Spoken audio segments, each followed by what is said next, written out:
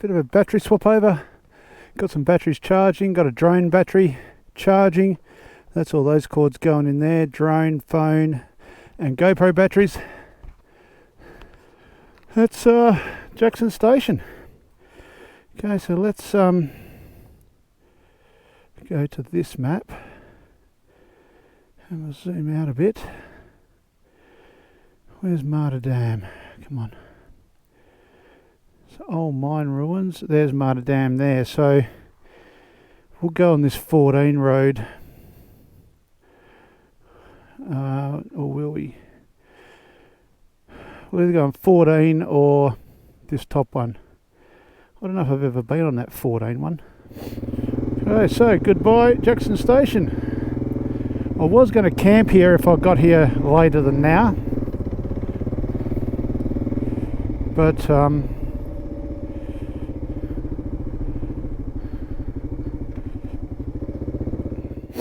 so I just had to change. The SD card filled up right then. I changed the battery before I took off and the SD card filled up about 10 seconds after I took off. It's actually not a bad track. Looked a bit worse on the GPS.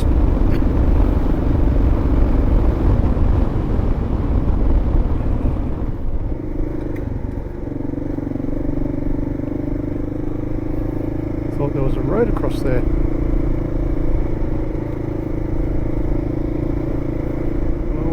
Should hit this other road, heads to the right.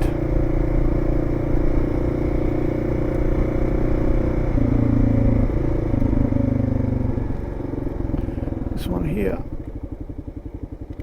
Okay.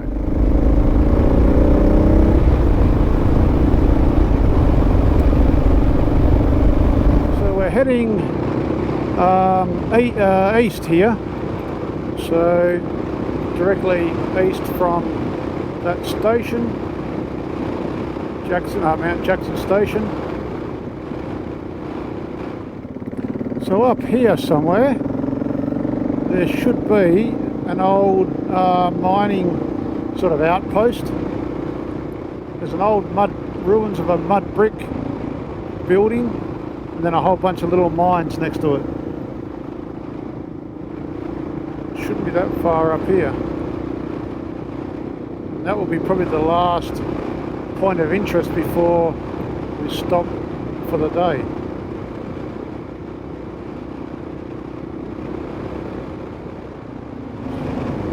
I think that's the mines. And then there's an old building. Ah, there it is.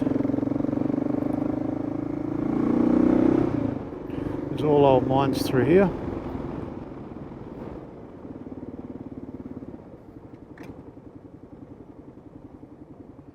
So there's the old building. We'll park in the shade. Go take a look. So this is a little mines are over there. There's a residence here. It's a little ruins. Some prickly pear there that's popular with these sorts of ruins.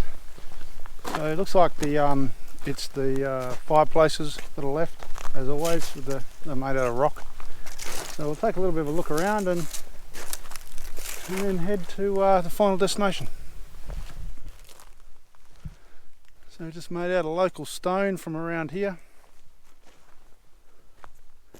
That's all that's left. Here's an old rubbish tip and all the old batteries.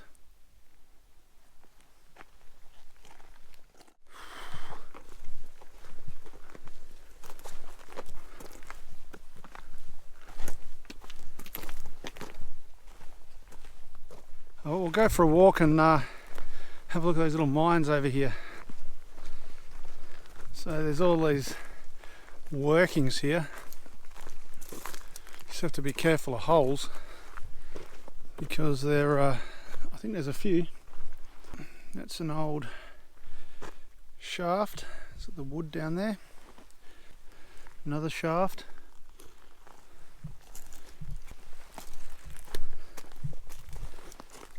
I wonder what that is.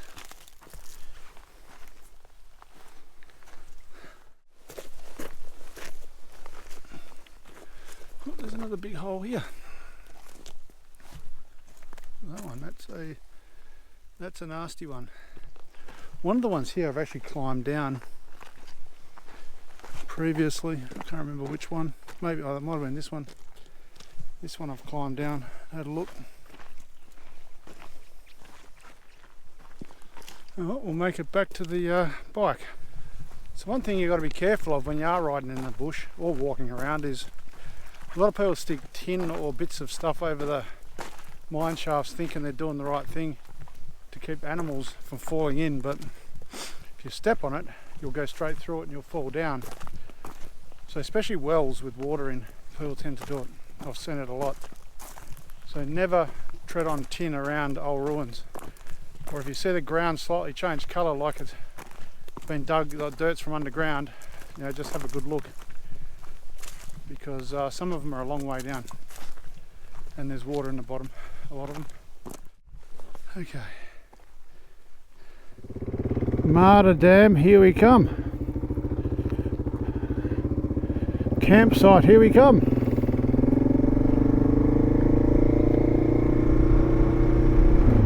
Got to remember where the road is now. I think we just go straight across.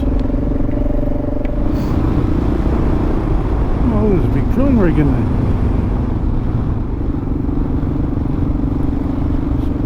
Looks like they're starting to do some work.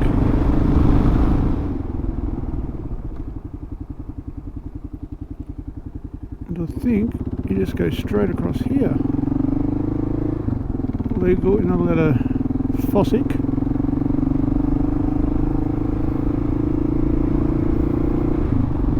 So this should take us to camp. And this is also the road that goes directly east-west. It's a track to Aurora Ranges, which we'll do tomorrow. So here is the dam. You can see there's some sort of chook pen or something there.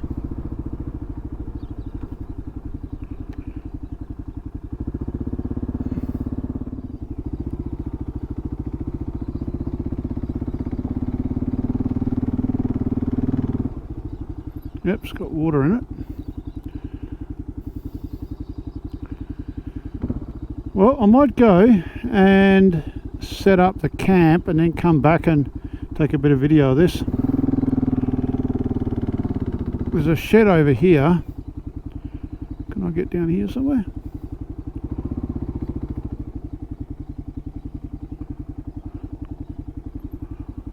There's a shed over here. It's like a miner's shed, and last time we were here it didn't have anybody in it, or people had been camping there but no one was there. So I'm going to go see if it's free, and it looks to be.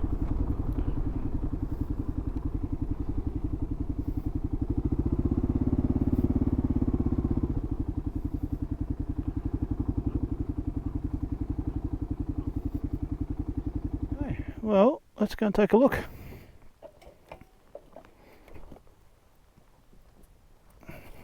Pretty rough, I guess no one ever comes here, but let's take a look.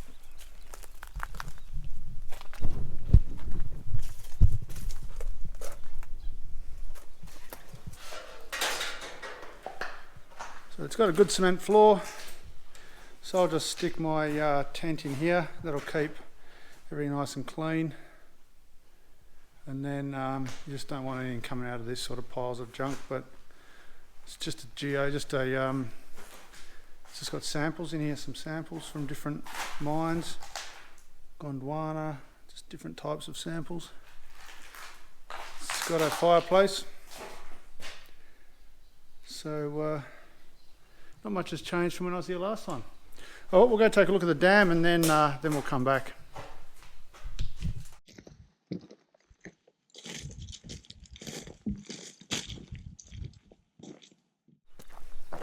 There's actually some breakaways over the back here as well, just small ones. There's a track goes up to them. Yeah, there's pretty manky water.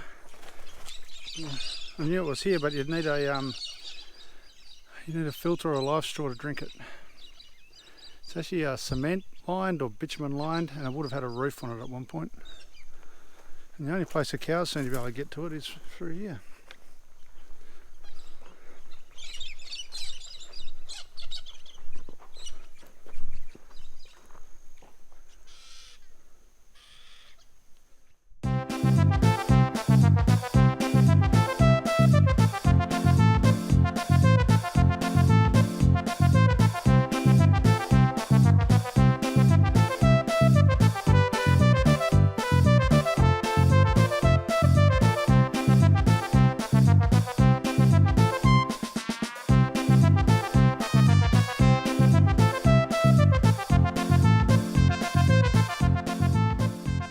So I decided to actually pitch a tent out here.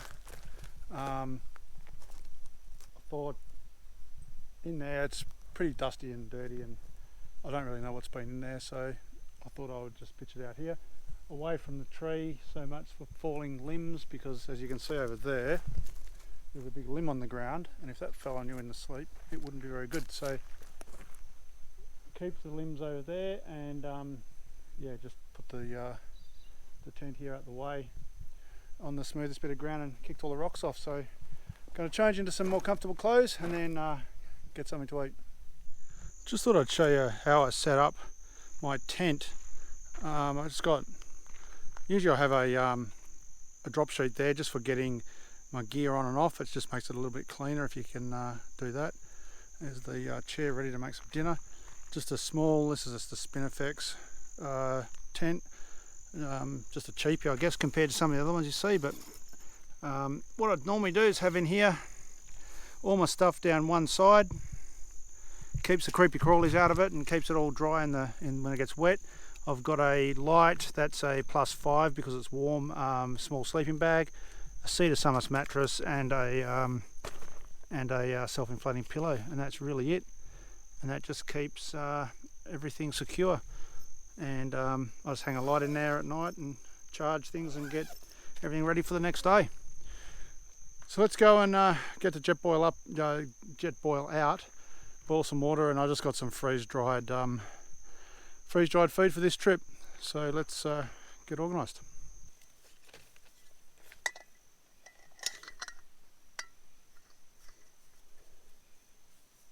So how much do we need? 320 mils of boiling water. Got my Fiji Water Girl water.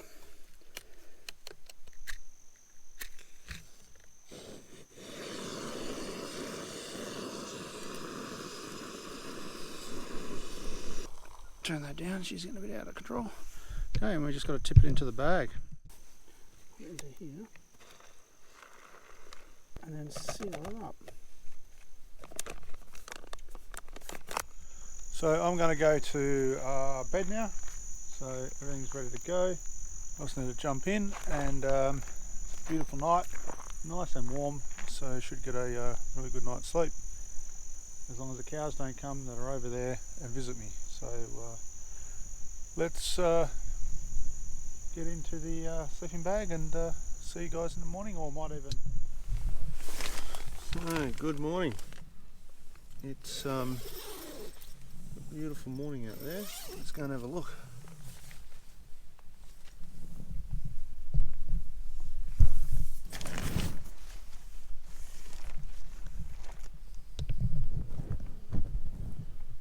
Well, there you go, look at that, beautiful. I'll get a coffee brewing, and then after that a bit of breakfast maybe, and then we'll start packing up and get on the road.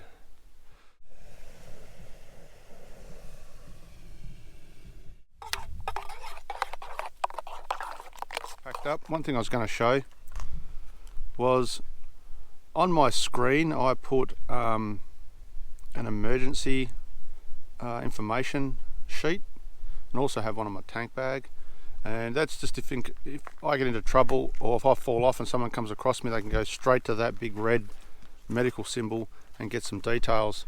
Do that when I ride solo.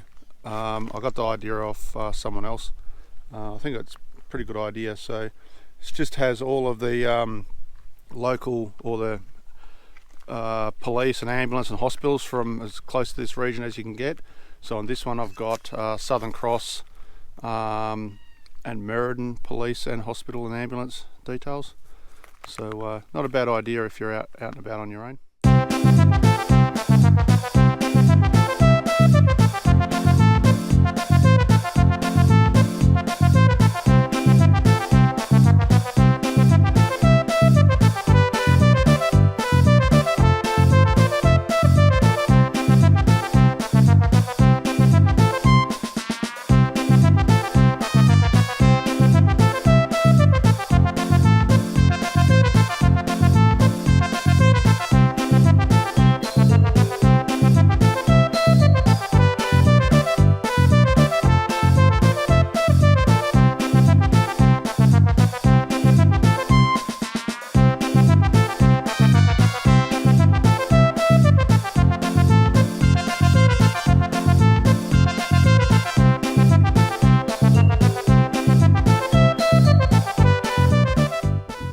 Warmed the bike up. I just was bumped into some guys who are drilling out here. We passed them yesterday, drilling for gold out here. Okay, so let's see how far we can get today.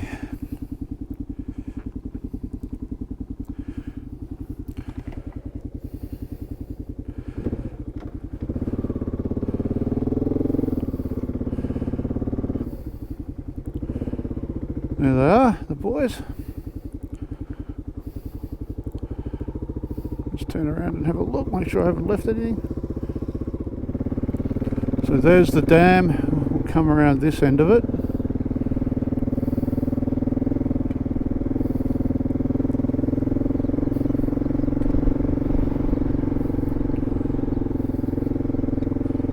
We're going to go across here.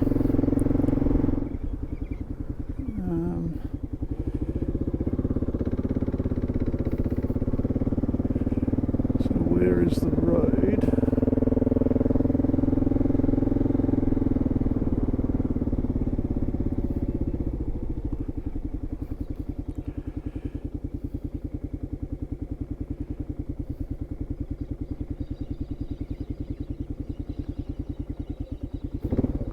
Must be over here.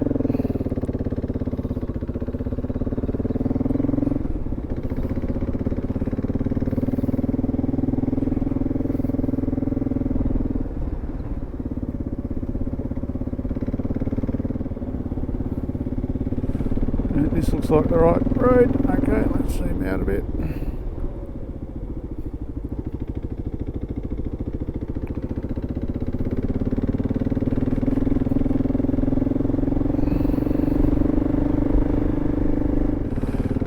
Alright, heading to Aurora Range. I think this is only about 30 k's or something. Won't be the quickest 30 k's because of the track, but should be good. And then from there we'll head south to Koolyanobbing.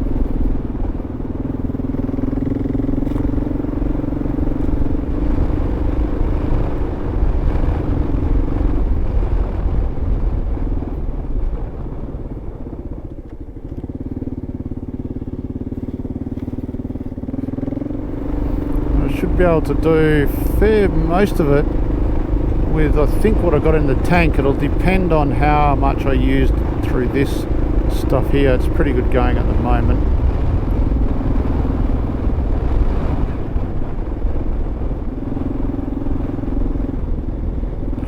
So this is the entrance to a mine that I think they make you go around these days. Oh no, this is a haul road. to go across a haul road. There's a car coming on the haul road.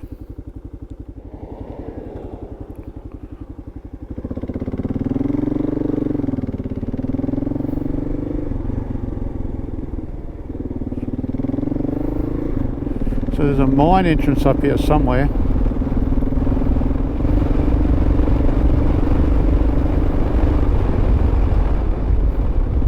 We should be coming up shortly to an entrance to a mine where the road's been changed, and you used to go straight, but now you've got to go around the mine. So we should be coming up to that shortly. Gotta love these giant trees. So this is the Western Woodlands at its finest, the best example.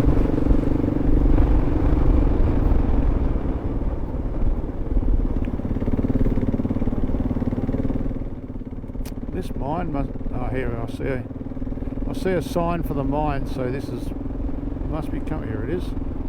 So here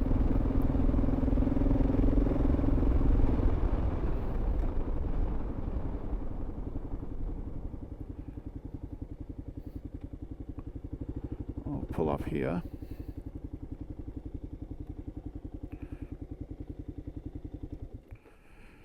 So if you can see here, that used to go through here, and now you got to go around it. So we've come a little way.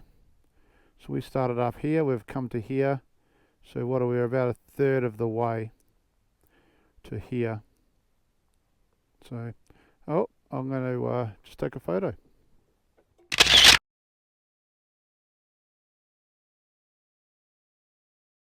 So there you go, this is a diversion.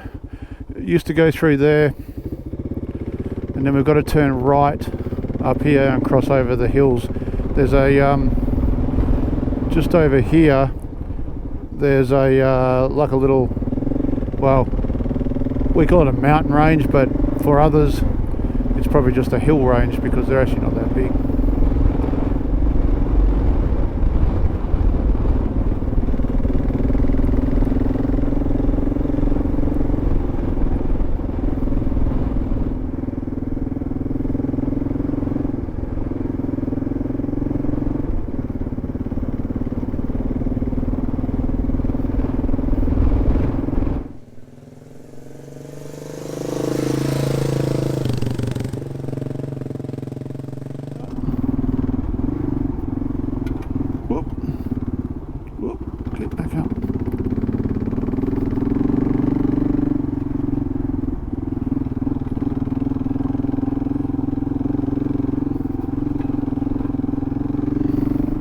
Well, we go here for a bit and we should turn left down here, and then that's the last little stint to the range. So you can see up in the distance there, that's Aurora Ranges. So we're getting very close to the turn off. So this might be it here. Yep, so that is the road that goes back. So we'll come back past here. We'll just continue up here and have a look at the campsite and the range. Beautiful big trees again. What this place is famous for, look at that.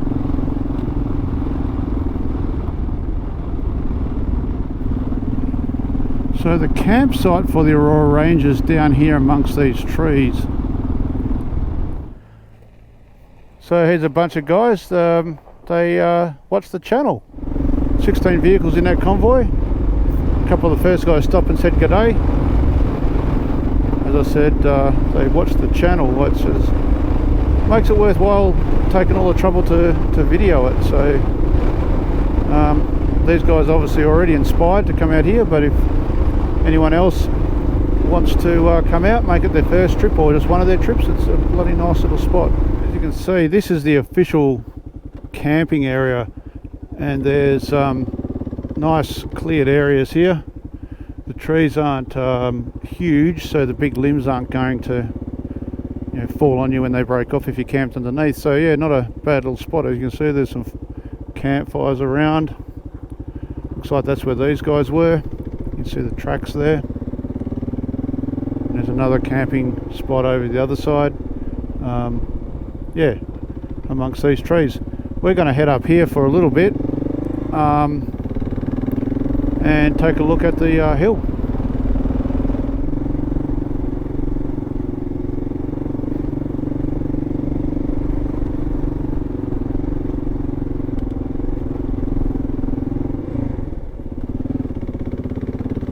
Give a bit of momentum up.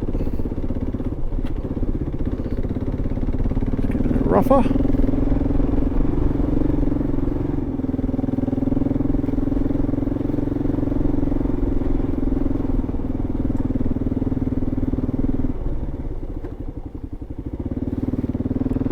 Getting into the hill here.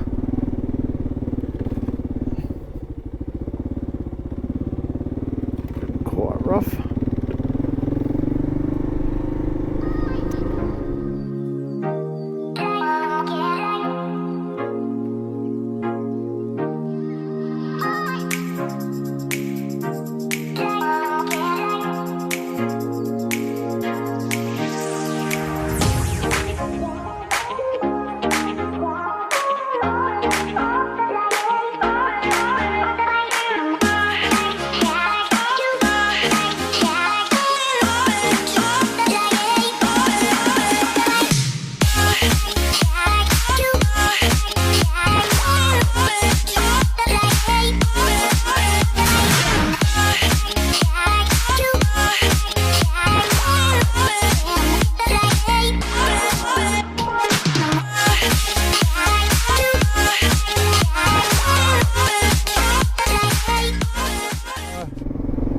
We'll be heading south to Koolyanobbing mine.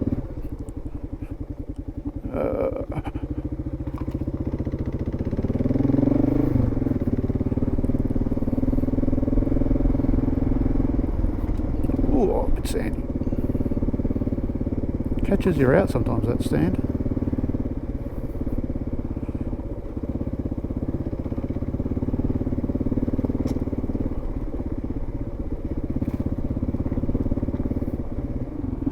So we should be coming up to the turn left, which heads to the south of the range, which is over onto the left there.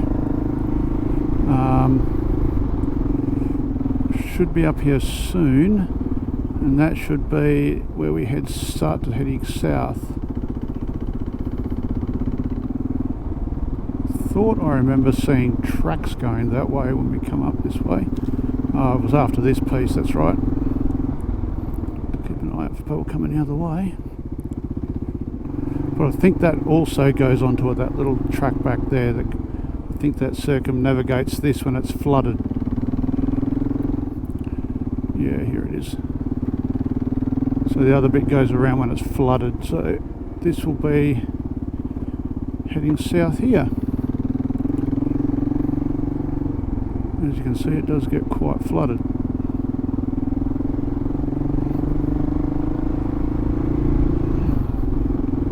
Okay, new road, new track.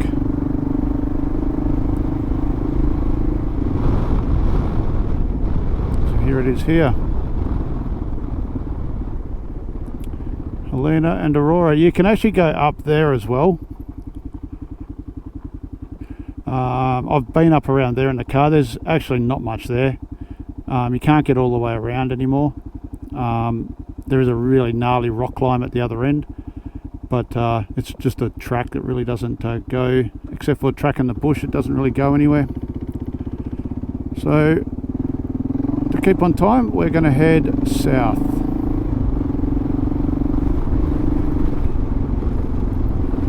Looks like this is a little bit corrugated as well.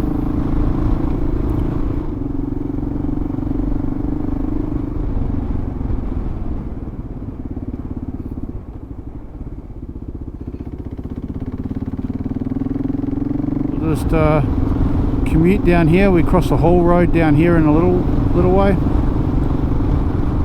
So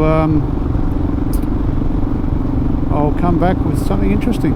Let's turn around that waters the road.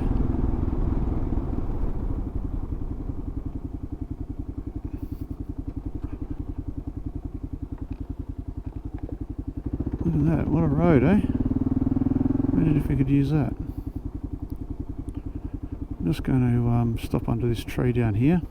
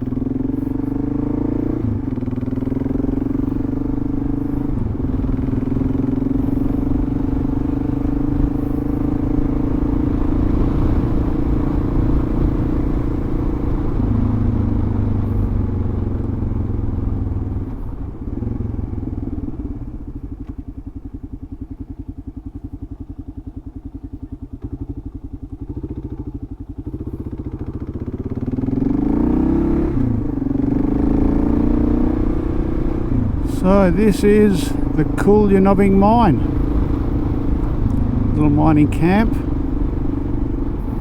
We'll stop and take a photo on the corner. There it is there. Okay, there's the haul road again there. Mining, and looks like a crusher and elevator. Semi-trailers over here delivering ore.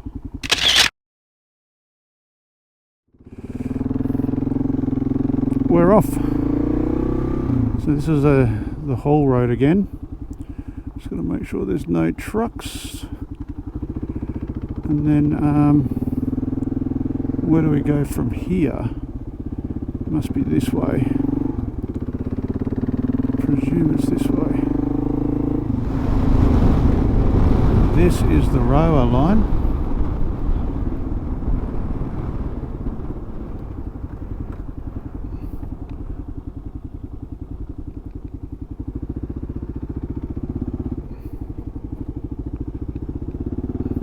I've been on that railway line in middle of South Australia as well.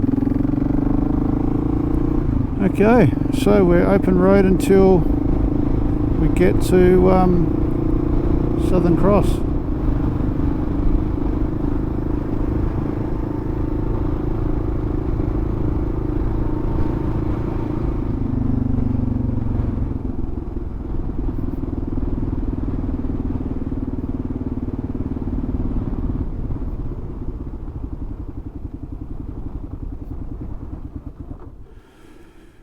Alright, we've fueled up, had an iced coffee, did less than 5 litres of the 100 Ks, which was quite good. Pretty happy with that, considering I thought considering I just had a jump start it. Considering that because I was in the wrong gear. I did that bushwork. I was taking it very easy on the bushwork, trying to conserve. So that's pretty good. So five's probably a good average to stick with when working out fuel per litres per 100 Ks. So off the end of the bitumen after a short bit and into a good gravel road. So this is all good Shire gravel roads, all these roads. So there is no sort of off-road section between here and for a while at least. So we're coming up to the Emu Fence Road. We're heading directly east at the moment. On the right here there is a grain receival point, or a wheat bin, or a CBH, cooperative bulk handling grain receival point. So I've just got a car in front of me, but should be a road left up here. will take us out to this plain. Let's go in front of the gun. King Ingram Road it is.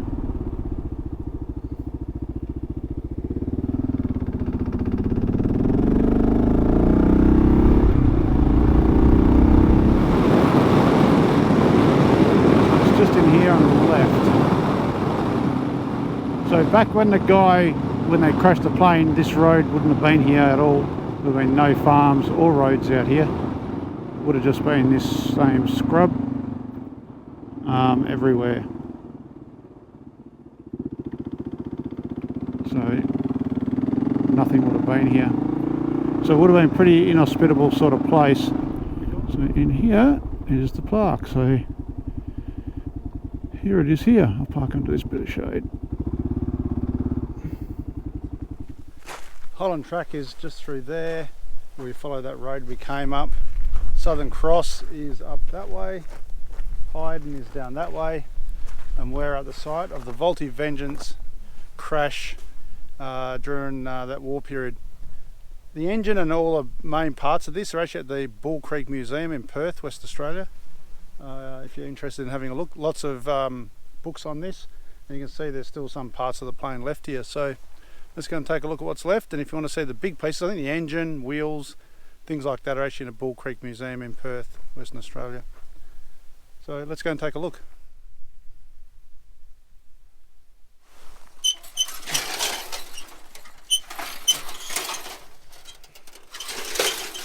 You can see the bigger pieces here, pieces of fuselage, looks like exhaust pipes, the metal pieces, the rusty pieces. The rest of it is aluminium. This is all pieces that people have collected.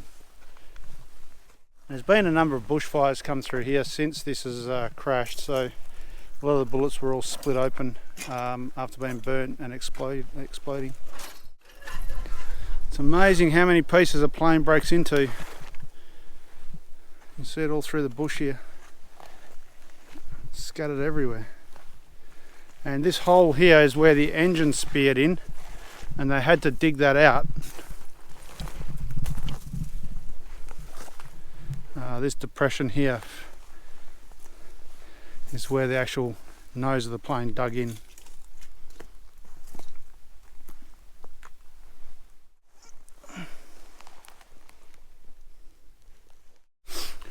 So I can't imagine bailing out in this bush. Now I'm up on a bit of a hill and I can see there's farms, and you could walk to those from here.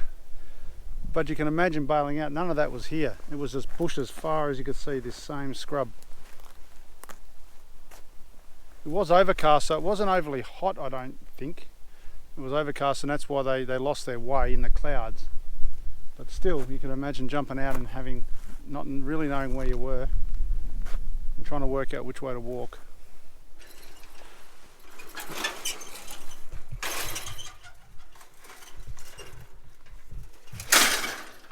Okay,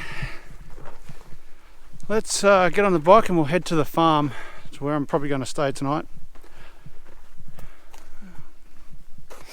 Get a good rest. We're off from the plane. I just doused myself in a bit of water to try and get get a bit warm. We're going to head directly west for a little while until we get to this farm.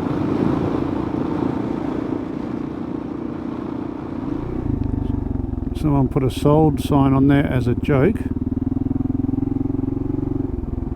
and the gate's closed.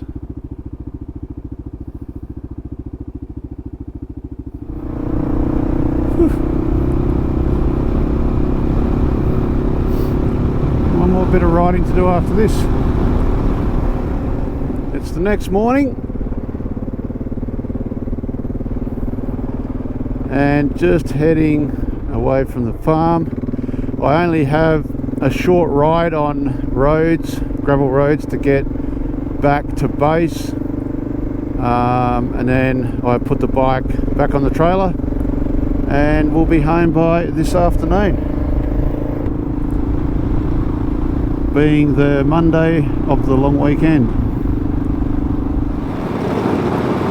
So it was a good one, really enjoyed it.